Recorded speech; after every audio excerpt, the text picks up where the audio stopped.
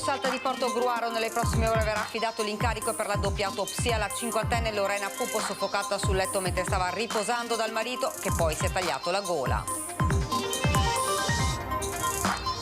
Camper in fiamme ad Auronzo di Cadore, trovato all'interno un corpo carbonizzato, apparteneva ad una 50enne di Marcon. Lunedì il test del DNA, indagini dei carabinieri, il rogo nato probabilmente da un cortocircuito. Domani dalle 7 alle 23 il voto in 9 comuni della città metropolitana di Venezia, dappertutto urne aperte per il referendum sulla giustizia. Lunedì dalle 14 su Antena 3 la maratona elettorale.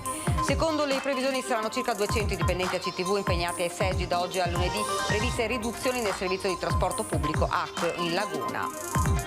Alle Partini di Mestre torna l'incubo delle occupazioni di case pubbliche. Tra i condomini allibiti un uomo di nazionalità straniera ha sfondato la porta di un appartamento per persone in difficoltà economiche.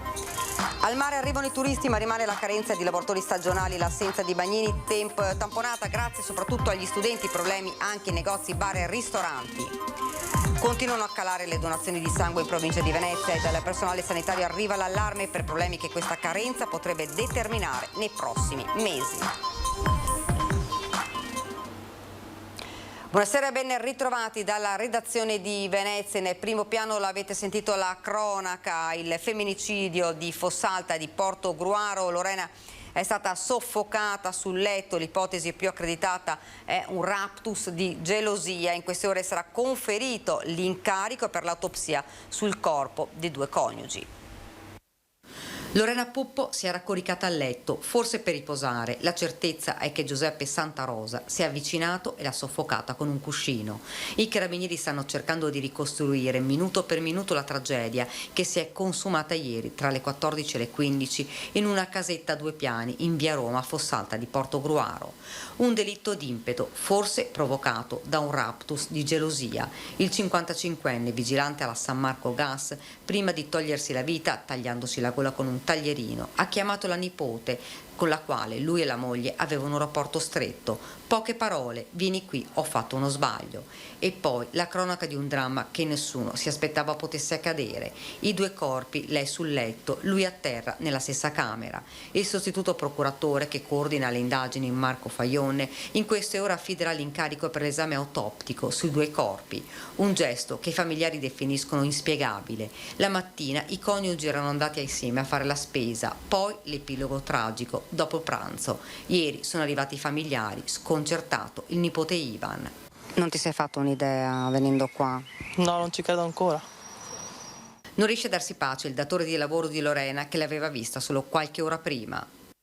Ma che mi fosse caduto il mondo addosso. Impensabile. Era tranquilla? Tutti e due si amavano, non so cosa può essere successo.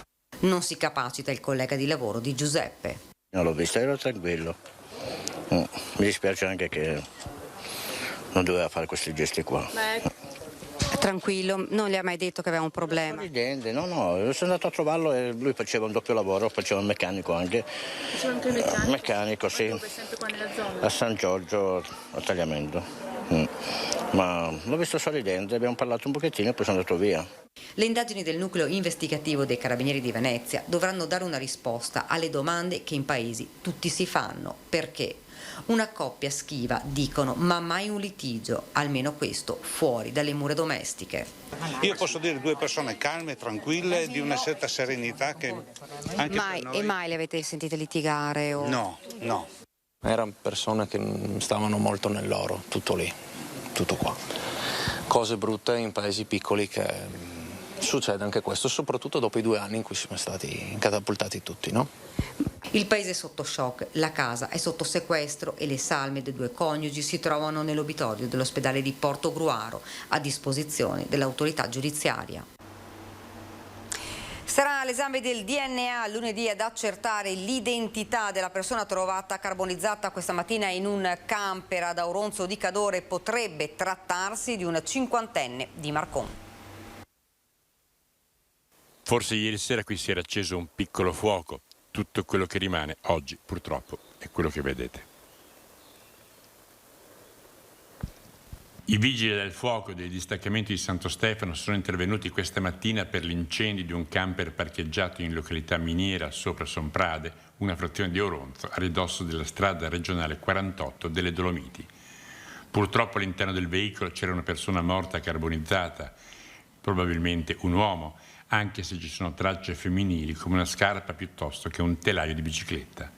Il camper è andato completamente distrutto. Ciò che si decifra tra targhe e numero di telaio ha portato a sospettare si possa trattare di un 50enne di Marcon, in provincia di Venezia, che aveva un'ex moglie e una figlia con le quali però non aveva più rapporti.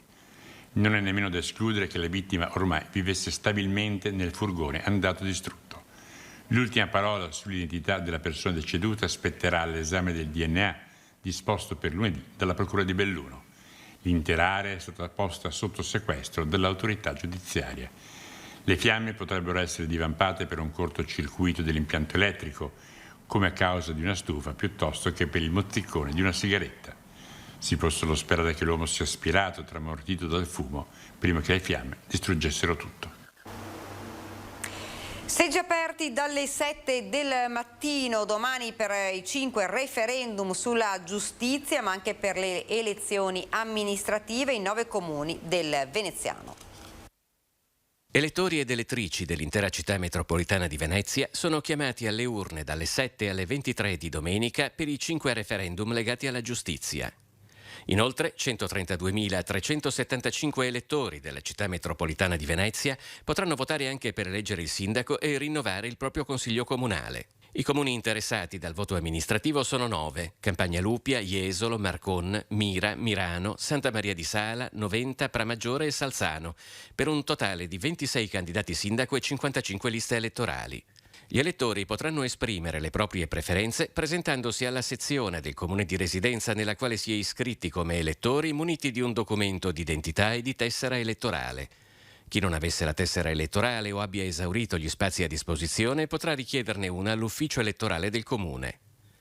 Nei comuni in cui la popolazione supera i 15.000 abitanti potrebbe essere richiesto un secondo turno di votazione nel caso nessuno dei candidati sindaco raggiungesse il 50% più 1 delle preferenze. In questo caso, domenica 26 giugno andranno al ballottaggio i 2 candidati che hanno ottenuto il maggior numero di voti al primo turno. I comuni con più di 15.000 abitanti al voto nel Veneziano sono Jesolo, Mira, Mirano, Marcone e Santa Maria di Sala. Nel caso del comune di Pramaggiore, dove c'è un unico candidato sindaco, l'elezione avviene se vota almeno il 40% degli aventi diritto, esprimendo almeno la metà di voti validi. Tutti i risultati e i commenti, i vincitori ed i vinti del voto nei comuni del Veneto lunedì 13 giugno dalle 14, lo speciale elezioni su Antenna 3, una maratona non stop da non perdere, collegamenti dalle principali piazze protagoniste della sfida e ospiti in studio per essere aggiornati in tempo reale sul verdetto delle urne. Vi aspettiamo dunque lunedì 13 giugno dalle 14 su Antenna 3.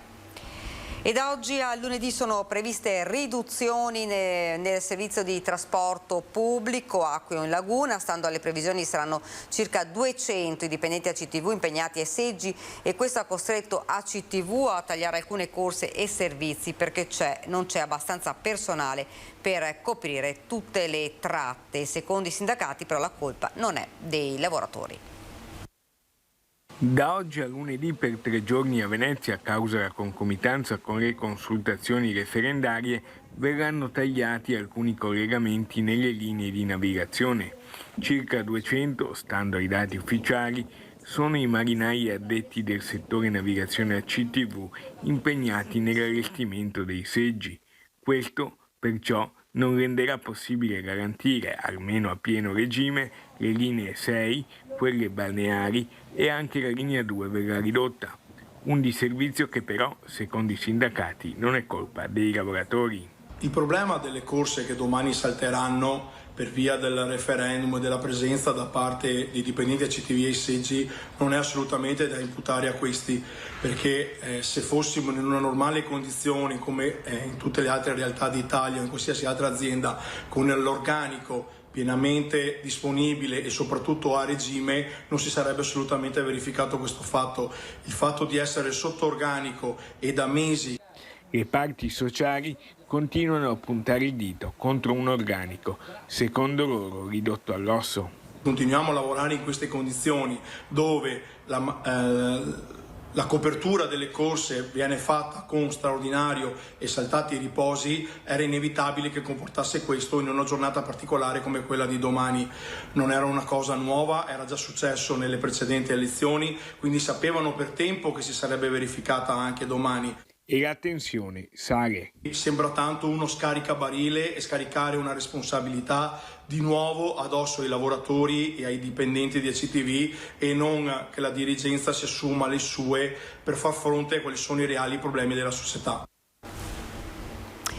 Al quartiere Pertini di Mestre torna l'incubo delle occupazioni di case pubbliche, 3 condomini allibiti. Un uomo di nazionalità straniera ha sfondato la porta di un appartamento restaurato con fondi dell'Unione Europea per persone in difficoltà economica. Adesso io sono passato davanti all'abitazione, hanno tolto il cartello che c'era del contributo europeo e stanno facendo da padroni. All'interno sentiamo che battono, pestano e evidentemente chissà che cavolo stanno facendo. Il quartiere Pertini di Mestre risprofonda nell'incubo delle occupazioni abusive di appartamenti pubblici. Attualmente quelli vuoti sono circa 140. Alcuni hanno addirittura la porta murata e, curiosamente, ancora il campanello con nome e cognome dell'ultimo inquilino.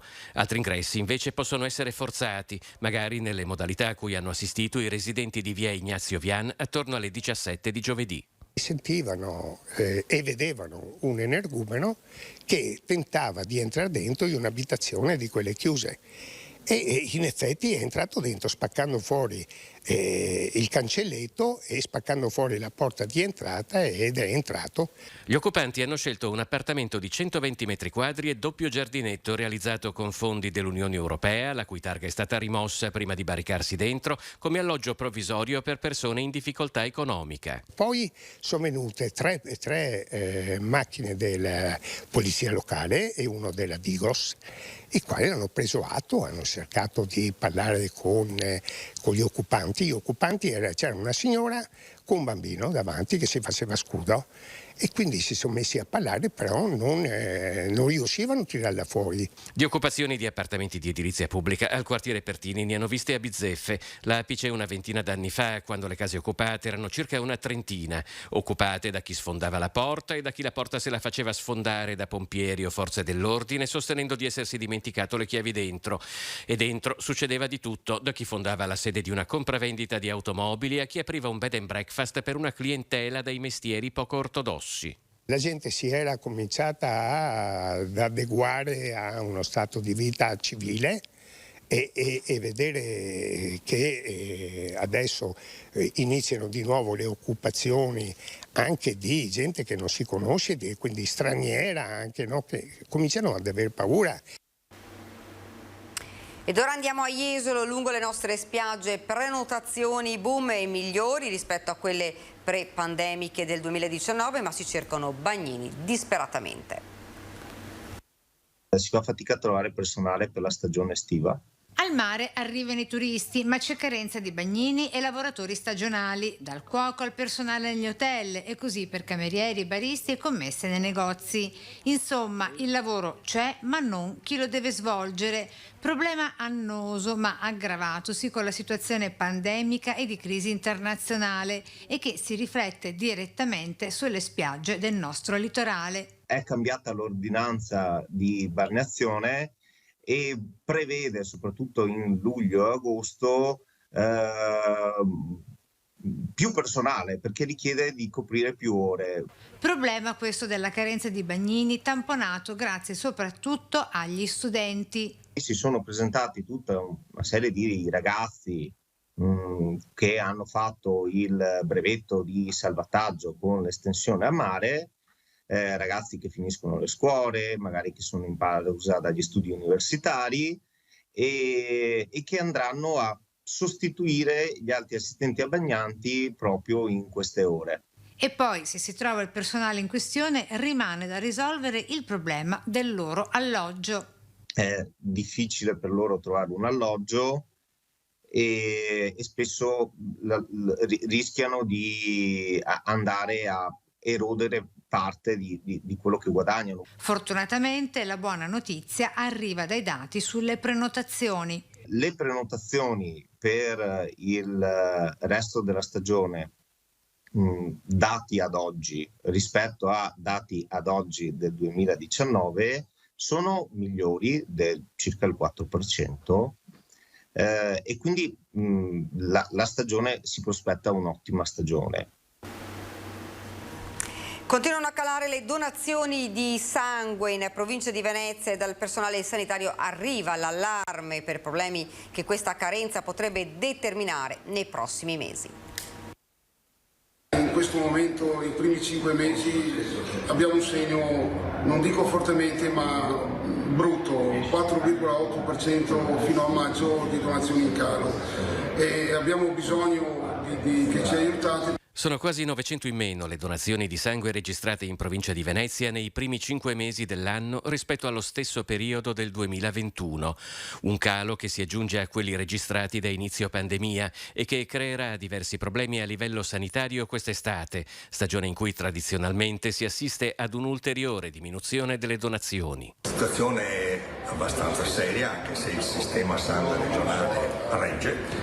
Il messaggio che volevo dare io è che in Italia il 2% della popolazione dona il sangue per sostenere il restante 98%. Se in provincia il calo di donazioni di sangue nei primi 5 mesi dell'anno è stato del 4,8%, le cose vanno leggermente meglio nel territorio comunale di Venezia, con meno 22 donazioni, pari ad un meno 1,1%. Ancora troppo poco. Serve sangue, bisogna aumentare il numero dei donatori e il numero di donazioni di ciascuno dalla media attuale di 1,7 a quella di 2 all'anno. Abbiamo delle partnership per quanto riguarda l'incremento delle donazioni di sangue, fra cui la Reyer Basket. Per quanto riguarda poi le scuole, stiamo continuando con i nostri progetti per far sì e sensibilizzare tutti i ragazzi delle scuole dalle medie elementari alle superiori. È festa grande già dal pomeriggio di oggi a Jesolo, Piazza Milano, cuore pulsante dell'evento organizzato da Venice Marathon. Si corre l'11ª edizione della mezza maratona di Jesolo al chiaro di luna, 5.600 atleti ai nastri di partenza, 3 percorsi con sportivi giunti da ben 32 nazioni. I primi a partire saranno i partecipanti della seconda edizione della Family Run, poi toccherà agli iscritti alla dei 10 km, infine la gara principale nella distanza della mezza maratona da 21 km. Presentato ufficialmente il titolo della Biennale di Architettura 2023, la nuova direttrice nominata dal CDA della Biennale lo scorso dicembre. La mostra ovviamente mantiene l'impostazione legata ai vari padiglioni degli stati nazionali, ma lancia un ponte alla scoperta del grande continente africano. Il laboratorio del futuro è il tema della 18ª Mostra internazionale di architettura 2023 della Biennale di Venezia, che si terrà tra i giardini, l'Arsenale e vari luoghi rappresentativi della città dal 20 maggio al 26 novembre 2023 il prossimo anno, con preapertura il 18 e 19 maggio. Presentati dal presidente della Biennale Roberto Cicutto il titolo della mostra e la nuova curatrice Leslie Locco, nominata dal CDA della Biennale il 14 dicembre scorso. Un debutto perché i 2 curatori di architettura e di arte erano stati decisi dal mio predecessore Paolo Baratta. Con il salto dell'anno prima del Covid siamo arrivati a oggi e quindi è il primo curatore di architettura e non ancora di arte che io nomino. Ho nominato teatro, musica, danza e rinnovato Alberto, quello sì. La mostra manterrà naturalmente l'impostazione dei padiglioni nazionali, ma guarderà molto verso l'Africa. La nuova curatrice non ha nascosto la sua emozione quando le hanno dato l'incarico di essere direttrice della mostra. I nearly fainted. Sono quasi svenuta. È un onore incredibile, ma anche una grande responsabilità. Non accade spesso nella vita di poter testare la relazione tra onore e responsabilità. Sono davvero grata per l'opportunità che mi è stata data. Molti i contenuti che emergeranno durante la mostra, i temi e la Biennale è già al lavoro. Parlando con molti architetti e curatori di architettura, quando ho sentito le posizioni di Leslie Locco ho pensato che fosse il momento giusto per arrivare non tanto ad una scelta geografica che rendesse giustizia a un continente come l'Africa, ma perché ho sentito lì la forza di una presa di posizione. Mettere insieme la decolonizzazione e la decarbonizzazione mi sembrava un punto di partenza talmente inevitabile per i tempi in cui viviamo. Ed è davvero tutto da Venezia, vi lascio come di consueto alle nostre previsioni del tempo. Grazie davvero per averci seguito e buona serata.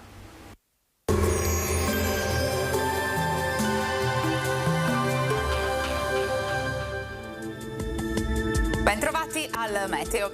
L'anticiclone avanza sempre di più e sul nostro territorio avremo una fase stabile, soleggiata e calda. Vediamo insieme il dettaglio. Sul Veneto la grafica di domenica 12 giugno evidenzia un contesto buono. Non mancherà infatti il sole, il cielo sarà sgombro da nubi, qualche addensamento in montagna ma innocuo. Temperature minime tra 16 e 22 gradi, massime comprese invece tra i 28 e i 32 gradi. Ci spostiamo ora sul Friuli Venezia Giulia, anche in questo caso bel tempo estivo con cielo in genere sereno, venti a regime di brezza, qualche annuvolamento pomeridiano sui monti. Temperature minime tra 19 e 21 gradi, massime sui 29-30 gradi. Infine diamo uno sguardo al Trentino Alto Adige, anche qui dominerà il sole, il cielo sarà sereno o velato praticamente ovunque. Temperature minime intorno ai 17-19 gradi, massime oscillanti tra i 31-32 gradi. Dal meteo di Antena 3 per ora è tutto, arrivederci al prossimo aggiornamento.